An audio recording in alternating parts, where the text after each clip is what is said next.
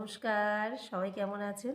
আজ মঙ্গলবার, আপনাদের সকলকে জানাই স্বাগত রাধারানীর শ্রীচরণে।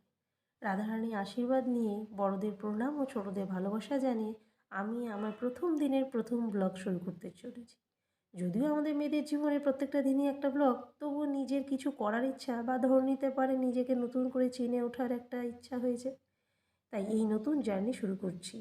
আর এর জন্য চাই অবশ্যই আপনাদের ভালোবাসা।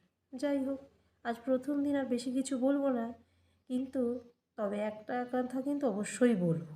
যদি আমার ব্লগ আপনাদের মন ছুঁয়ে যেতে পারে, তাহলে কিন্তু আপনাদের মনে একটু জায়গা দিয়েন আমাকে। এটা ধরে নিতে পারেন আমার আবদার। তাহলে ব্লগটা এখানেই শেষ করছি। ব্লগটা কেমন লাগলো তা কিন্তু কমেন্টে জানাতে ভুলবেন না। যাই হোক, চলুন আজকে তাহলে ভিডিওটা এখানেই শেষ করছি।